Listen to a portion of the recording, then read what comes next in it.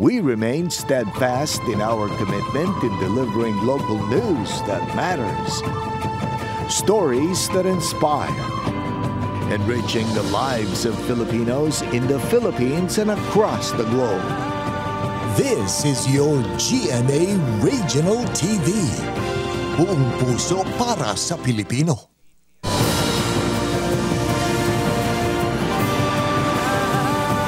Ini ang GMA Regional TV 1 Western Visayas. Mayong hapon, ini ang 1 Western Visayas, masaligan, sadsaran sang kamatuoran, kagwala sang ginadampigan. Ako si Gertrude Charlotte Tan. Magadulong sa inyo sang pinakadako kag komprehensibo nga mga balita sa Kabisay ang nakatungdan. Caitlin Revilla, live sa GMA Iliila Station. Kaaga ko naman sa Eden Prietos, live din sa GMA Bacolod Station.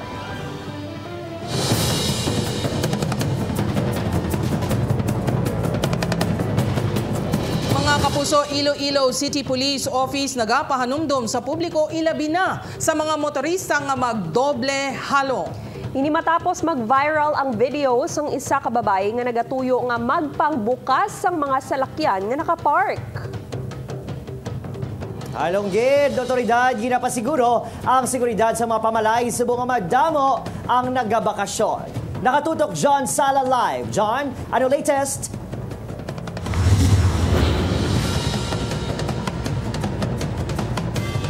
Kate Adrian, wala sang ginatawag nga tuman ka sigurista ilabinagid kung kaugalingon nga seguridad ang ginaistoryahan. Gani pahanumdum sang Iloilo City Police Office sa publiko ilabinagid sa mga motorista nga mag-aligmat kag maghalong sa lugar nga ginaparkan sang inyo salakyan. Hambal nila diri lang kuno sa Pilipinas nagakatabo nga napindot mo na ang automatic lock sang salakyan. Ginasikyar kuno sa gihapon kun na-lock gid man ini. Trust issues yarn. Apang di bali na kuno nga mamunuhan nga sigurista pero si Manong June ginasikyar gid isa-isa ang pertahan sang salakyan sini antes ini maglakat sa parking area. Balaan naman naton nga may nagaamo na kunti siguruhon ta eh. Ay ti karon tuod nga na-lock na way takabalo basi kung may mga isang seatbelt bala nagabunggo sa perta. Di taman mabalaan kung ano kitang kuan nila basi ang mga nagaamo na kabalo man sila mag-abrace ang mga pertahan na asang salakyan bisa nakalock siguro. Ilabi na subong nga viral sa social media ang video nga ini sang isa ka babayi nga nagtuyo pamukas-bukas sa mga salakyan nga nakapark sa atubang sang mga establishmento sa syudad. Sino sa Iloilo City Police Office, ila na nga natumod ang babae sa video nga may record sang pagpangawat pero wala sang formal nga reklamo. Ginapatihan may diferensya sa paminsaron ang babae. Sa piyak sini kinahanglan nga mag-aligmat ang publiko sa gihapon, ilabi na sa mga gamit nga ginabilin sa sulod sang salakyan. Siguruhon naton nga nakalaki na maayo kag gina-discourage naton ang tanan nga magbilin dira sang ilang mga malahalon nga kagamitan. Agud mas mangin protektado ang salakyan, dapat nga sa mga parking areas lang sa diin may security guards magpark. Magluwas sa mga salakyan, hugot man nga ginapanawagan sang ICPO ang pagsikyar sa mga pamalay antes maglakat o kung magbakasyon. Siguruhon gid naton man nga properly secured lock, properly masiguro naton naka-switch off ang aton nga mga kuryente dira sa aton panimalay, lock tanan, wala sing mga lugar or oportunidad nga masudlan ina sang kawatan. Ginaimbestigahan naman sang Iloilo City Government ang hitabo dala pahanumdum sa publiko nga mag-aligmat kag gilayon nga i-report pananglitan nga makakita sang kasubong nga insidente.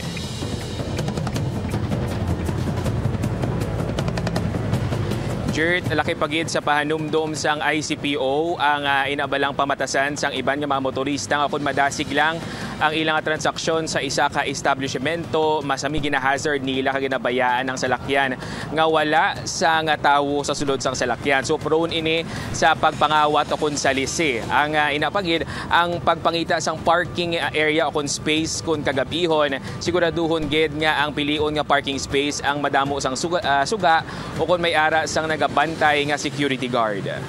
Jert. Madamo gid nga salamat kapuso John Sala. Papusa sa Bacolod City naman untat biyahe buwas kanselado. Plano nga transport strike ipatigayon gihapon sang grupo nga Bacolod Incorporated sining semana. Apang President Ferdinand Bongbong Marcos Jr. nagdesisyon na nga wala na sa extension sa deadline sang consolidation sa mga PUV. Yaring balita katon gintutukan. Wala sa matabong nga transport strike sa Bacolod City buwas. Ini ang ginkumpirma sa Bacolod Incorporated nga affiliate sa National Transport Organization nga Manibela kag Piston. Apang apisar kanselado sa Miyerkules, posible gihapon nga madayon ang untad biyahe sining semana sang kapin 1,000 nga Bacolod operators kag members. May aragid nationwide transport strike ang aton nga piston. So sa Bacolod dire, nag-unite man kami sa nga piston dire para sa tikang para sa aton tanan nga kausa nga hindi madula sa dason nga binulan kag hindi makonsolidate na. Natunga sa duha ka paksyon ang grupo sang Bacolod apang sa piyak sini tigob kuno sila sa gihapon sa away kontra modernization kag consolidation deadline nga gudob na lang sa Desyembre 31. Samtang ang grupo naman United Negros Drivers Operator Center o kunundok nagsapol na kuno sa LTFRB 6 kag nakakuha sang pasaling nga ipaiway ang deadline sang consolidation. Ang grupo naman sang SS Stone kag Febacta ginapanguyata na pasali Bacolod City Mayor Albi Benitez nga makabiyahe pa ang mga daan nga units tubtob ginakulang pang modernized PUJ sa Bacolod. Apang subong adlaw ginanunsyo ni President Ferdinand Marcos Jr. nga wala na sa extension ang December 31 nga deadline para makonsolidate ang mga public utility vehicle. Samtang sa Bacolod City, nag-average na 40,000 pesos ang kada adlaw nga makolekta sang bitaw halin sa mga nag-violate sang towing and clamping ordinance. Ini kung basihan ang December 1 to 7 nga operasyon sang bitaw. Posible nga magdako pa ini sa tion nga mag-abot ang duga nga maggamit nga tire clamp sa 2024. Ginapandaman man sang bitaw ang mga modern jeep nga ginahimong terminal ang mga dalan nga isang bata alihis mansilingan nga ruta sa downtown area nga ginadugukan sang mga pasahero. Gareklamo na ang pumuluyo nga dira na sila pastal sa main highway. So all over Bacolod nakita nang na. Opo, Kiril Casillo, Adrian Priatos, 1 Western Visayas. Mga kapuso, CCTV footage sang pagpundos ng Ceres bus kag pagkayo sa banwa sang Tobias Fournier ginatutukan sang otoridad. Samtang bangkay sang magpamilya nga lakip sa mga napatay sa aksidente na talana nga dalon sa South Cotabato subong nga adlaw. Si Tess Ordales nakatutok. Ginabuligan na sa Antique Provincial Government ang pamilya sang maghimatang na lakip sa mga napatay sang nahulog ang bus sa pila sa Hamtic Antique. Sino kay PDRMO Head Broderick Train, ginaproseso na sang probinsya ang mga papeles sa gudma padala sa South Cotabato ang bangkay ni Fritz C. Alcala, isa katuig nga bata, Frederica Singh, kag-utod ni Fritz C. nga si Jessie Haveliana. Wala pa man nakumpirma kung ipadala man ang bangkay ni Jo Marie nga bana ni Fritz Z. Marumduman nga nagbakasyon lang ang mga ini sa Guimaras kag naglagaw sa Iloilo antis nagpadulong sa Antique agud magbisita sa pamilya ni Jo Marie sang natabo ang aksidente. Base sa Thursday, no, mapagwa na ang ilang mga bangkay para makapauli naman sa ilang residente. So ang ibang mga bangkay nga ara sa funeral parlor na mga 4 naman ang na-transfer na sa ilang mga residente. Naghalad naman sang pangamuyo, nagsindi sang kandila kadaghalad sang bula ka mga katapos ang isa ka NGO sa banwa sang Hamtic sa lugar kung sari nagluntad ang aksidente. Suno sa tagpamuno sang grupo isang ilabyan sa mga napatay, gani pa maagi ininilago di pangamuyo nga idiliwat matabong aksidente nga nagkuha sang kabuhi sang 19 tanan ka mga biktima. Nagkanta kami dito sang flower offering, candle lighting. Then nag-prayer kag nag-blessing kang area nga sila gid nag-spearhead sa pag-pray over sa dito sa dalom gid. Samtang padayon naman ang pag-imbestigar sa kapulisan sa kamangdanan sa pagkahulog sa Ceres bus sa Pilas. Marumduman nga overspeeding ang isa sa mga gidalentaw sa otoridad base sa pahayag sa mga saksi sa palibot. Sa subong nagapakigangot na mga ini sa mga barangay nga nalabayan sang Ceres bus. Sa barangay Lindero sa banwa sang Tobias Fournier nakuhaan sang CCTV nga nagpundo ang Ceres bus na naog ang konduktor, ginsundan sang driver kag may gintando ka mga ini sa magtimba nga bahin sang bus. May pila ka residente nga nagbulig pa sa mga ini. Masobra 4 ka minuto sang gindugay antis naghali ng bus sa lugar. Plano karon sang PDRMO Antique nga magpakigangot sa Tobias Fournier MDRMO agud makakuha sang kopya sini. ebidensya pa na nag-check sila kung yung mga gamit. Meaning, kasi ang driver nakapatyag na may diferensya sa lakyan. Basis man na siguro, makakuha sila ng mga iba pa nga mga details. Upod kay Romel Porquia, Tess Ordales, 1 Western Visayas.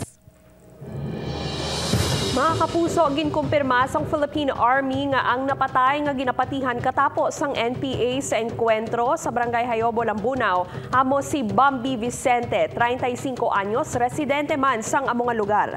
Ang impormasyon na base man sa mga anay rebelde nga nagsungka sa militar kag asset sa lugar.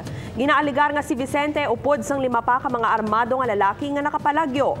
Apisar na tapos na ang clearing sa encounter site, nagapabilin gihapon sa lugar ang tropa sang gobyerno agud mabantayan ang seguridad sa mga residente. Nakaalerto naman ang militar sa nagahilapit nga anibersaryo sang NPA. Aton gina-prevent no nga hindi sila makakandak sang atrocities, makapagsunog sang mga farm machineries, ang aton nga mga construction equipment no. Kag makagamo sa mga aton mga komunidad. So ang aton nga tropa gina-maintain lang naton ang aton nga presensya. Samtang mga puso mga empleyado naman sa Negros Occidental Provincial Government ginpaidalom sa mandatory drug testing pati na ang gobernador sa probinsya kag iban pang opisyales. Nakatutok, Aileen Pedreso. Wala sa nangin exempted sa mando ni Governor Eugenio C. Lacson nga ipaidalom sa drug test ang tanan nga nagatrabaho sa provincial government.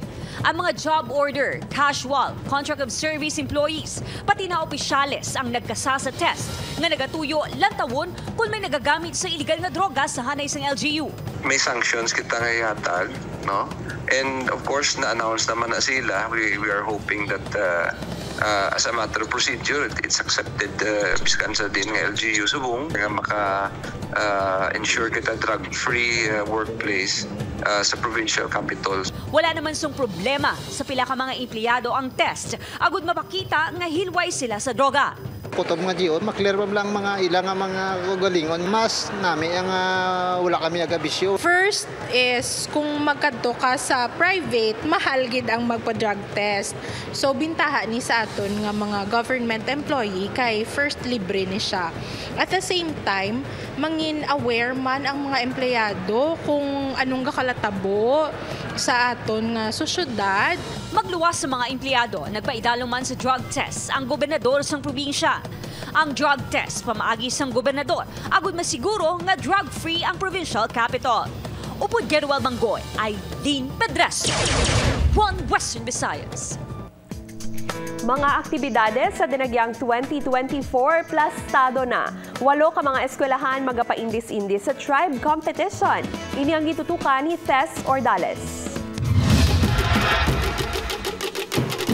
Masobray sa kabulan ang tiis ang Best Cultural Festival sa pungsod nga dinagyang all set na ang tanan ng mga aktibidades sa ginabantayan. Hindi lang sa mga Ilonggo kundi pati sa mga bisita halin sa nagalain-lain na lugar sa kalibutan. Isa sa major innovation sa 2024 edition sa Dinagyang Festival ang pagbalik sa school-based tribes. Sa December 16, magalibot ang mga tribo sa syudad, humalin alas 4 sang kagahon para sa pamukaw. Sa Enero 12 ang opening salvo. Kagang carousel type nga pasundaya kag sadsad sa mga tribo sa 4 ka mga judging areas, hiwaton sa Enero 28. We continue to offer this as a prayer to Santo Niño. That's the only way to go and give our best effort for every festival. Ang probinsya sa Iloilo, siyempre mapasundayag man.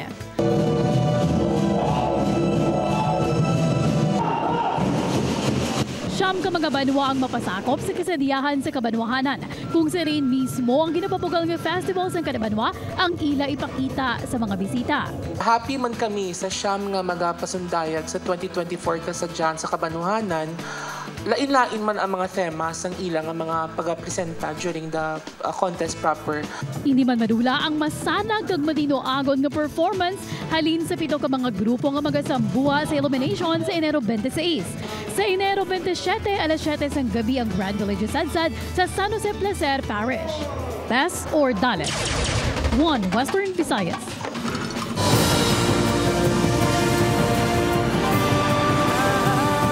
Ini ang GMA Regional TV 1 Western Visayas. Mga kapuso, rectification para sa depektibong nga ungka flyover suguran matapos ang Dinagyang Festival 2024 suno kay anay Senador Franklin Drilon. Pagkayo sini ginalauman nga matapos sa Agosto sa madason nga tuig. Ini ang gintutukan ni John Sala. Nabato na sa Department of Public Works and Highways 6 ang budget nga 100 million para sa rectification ukod pagkayos ang depektibo nga ungka flyover. Dako nga halit ang natugas ang depektibo nga proyekto sa publiko, ilabi na sa mga commuter kag motorista. Kung si Ace Pagani ang pahambalon, kalbaryo ang adlaw-adlaw nga paglabay sa lugar, ilabi na kung traffic. Base mag-cost na naman sa minimal nga traffic during rush hour, especially no.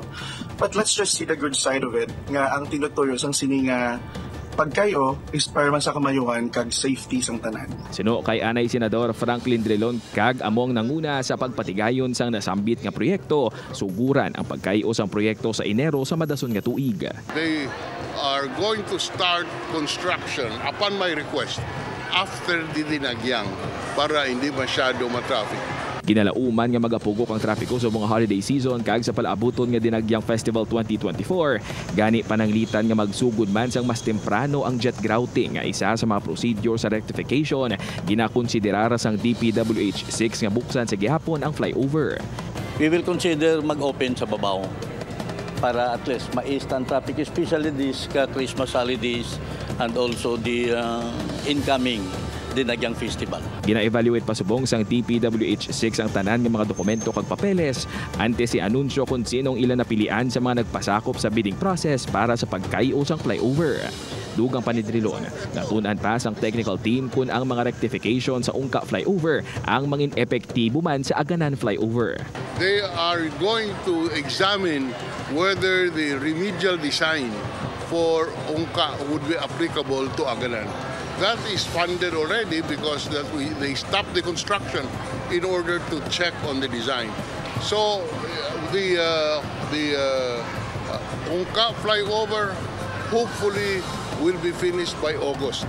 Samtang subong hapon, gininagurahan ang Hibawan flyover nga natala na buksan sa Disyembre 15. Upod kay Cirilo Renduque, John Sala.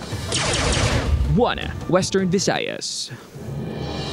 Kapungso sa Bacolod City naman, pagpahanugot sang pagbaligya sang palupok sa likod sang Pope John Paul II Tower, ginaproseso na. Mga manugbaligya ginareklamo ang pagpangawat bao sa ina materyales sa ginapatukod nga stalls.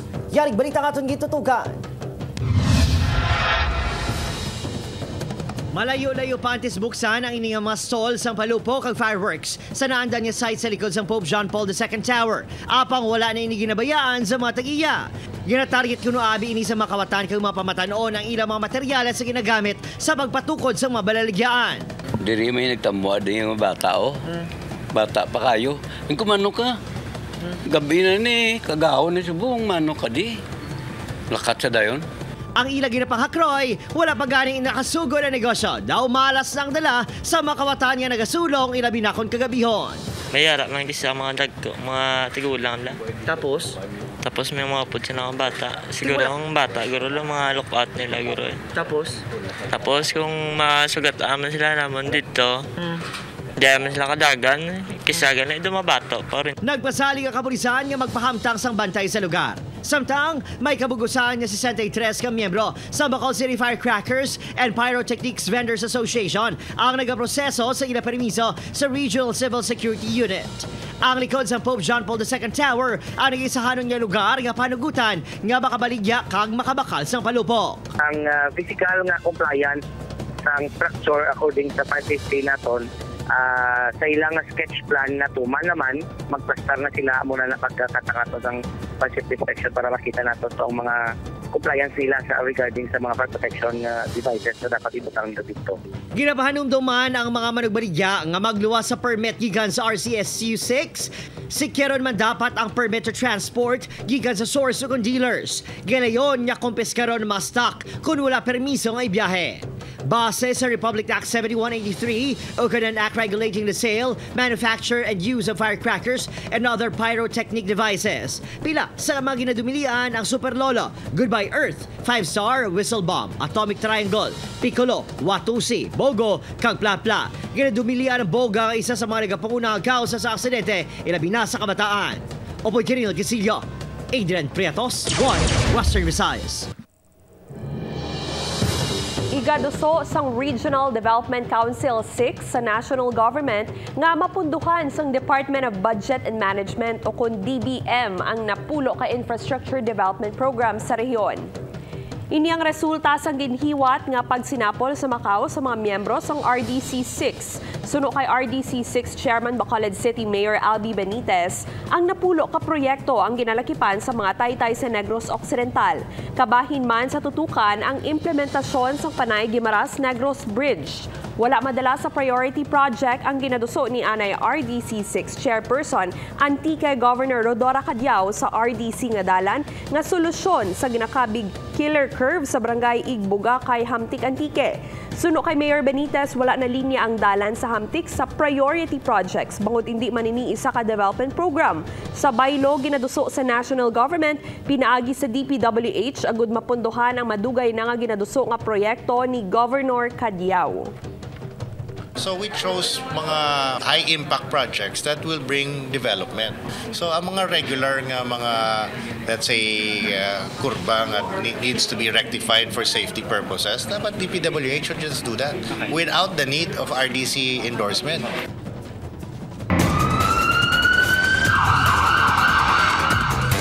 Truck nga may karga nga mga sandiyan na tumba kag nagbalabang sa dalan sa Sipalay City. Samtang 3 kasalakyan nagkarambola sa Dumangas, Iloilo. 7 gindala sa ospital. Si Rujimar Socaldito nakatutok.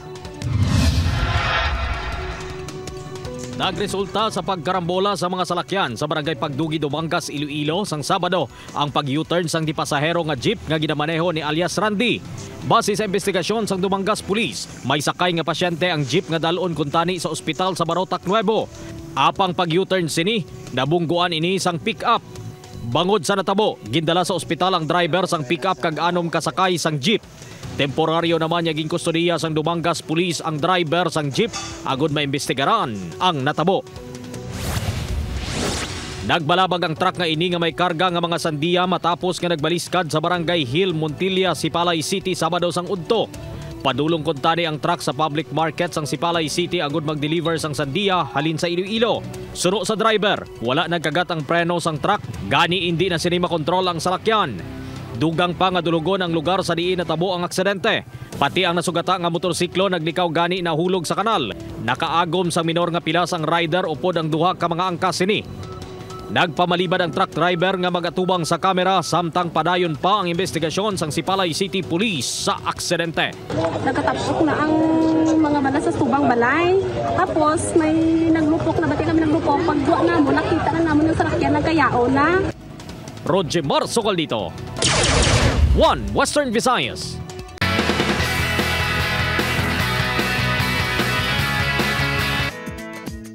Gin-share ni The Missing Husband star Jack Roberto nga wala sa nganuman nga material nga bagay ang magkabaylo sa real happiness subong nga Christmas. Ang iya kuno wish among good health para sa family, sige-sige nga career, kag mas mabinungahon nga business. #thankful si Ruru Madrid. Sa malipot lang itiyon, nagatrabaho sini sa Black Rider si Monsor del Rosario bilang sinolan. Nga right hand sa ilabo sa sindikato nga karakter naman ni Raymond Bagatsing. Intense sa mga action scenes ang duha, tubtob na patay na ang karakter ni Monsor. Madama ko na sa natunan si Ruru kay Monsor, ngay sa nakabatikan nga aktor kag handa sa naman nga role. Samtang yari naman ang mga eksena nga mo dapat mamiss sa Black Rider. Makaluwas pa bala si Elias sa trap nga himuon ni Romana. Sino balang bagong karakter nga magaserbi nga witness sa Palanga Massacre. Ina kagiban pa nga mas maksyon ng mga eksena ang bantayan sa Black Rider sa GMA Telebabad pagkatapos ng 24 oras.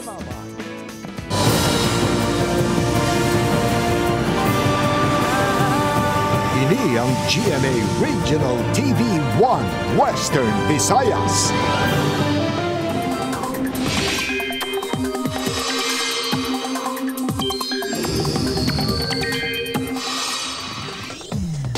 kapuso, amat-amat na liwat nga nagabalik ang northeast monsoon o hangin amihan sa pila ka bahin sang pungsod. Apektado sini ang extreme northern Luzon, samtang ang iban nga lugar naman apektado sang easterlies. Base sa datos sang Metro Weather, may tsansa sang ulan sa Aklan, Capiz, kag pila ka bahin sang Negros provinces. Manami naman ang tiyempo sa nabilin nga bahin sang Western Visayas. Posible man nga mag-ulan sa pila ka bahin sang Eastern Visayas, Northern Luzon, kag Mindanao.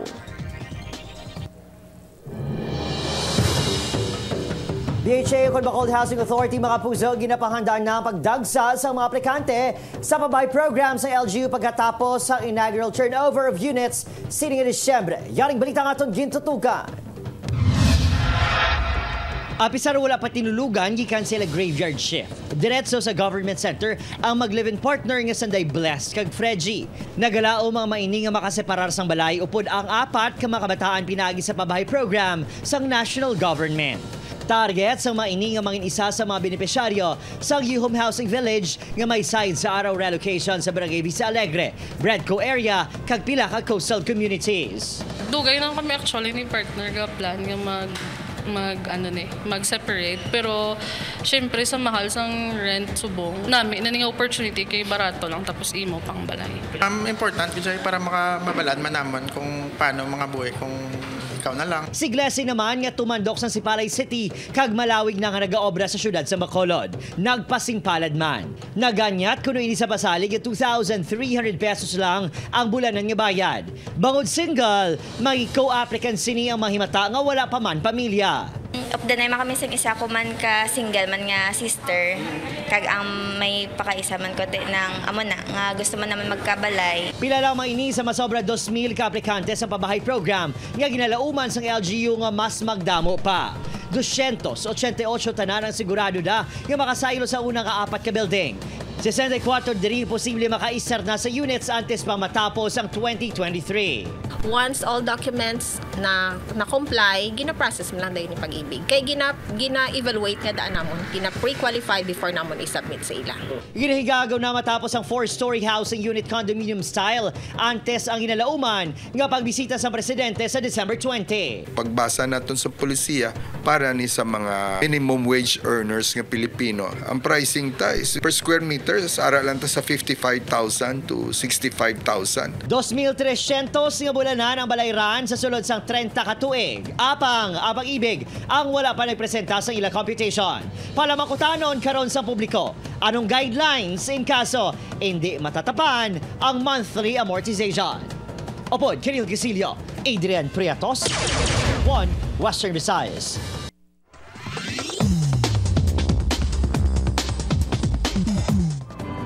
Mga kapusong mahimo nyo malantaw ang ining episode sa GMA Regional TV official website www.gmaregionaltv.com kag pwede man mabisita kag i-click ang subscribe button sa GMA Regional TV official YouTube channel para sa mga updated nga balita.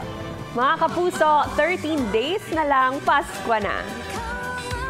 Sa aton mga kapuso diri sa Western Visayas, sa subong man sa aton mga kapuso abroad, madamo ginasalamat sa pagtutok. Ako si Aidan Priatos. Kapuso, mag-isa kita kagibaluon ng mga balita tungod local news matters. Ako si Caitlin Revilla. Kag ako si Gertrude Charlatan, ini ang 1 Western Visayas. Bugos nga puwersa para sa mas dako nga misyon kag mas masangkad nga pagserbisyo sa pungsod. Ngayong Pasko, ikaw ang blessing ko. Ngayong Pasko.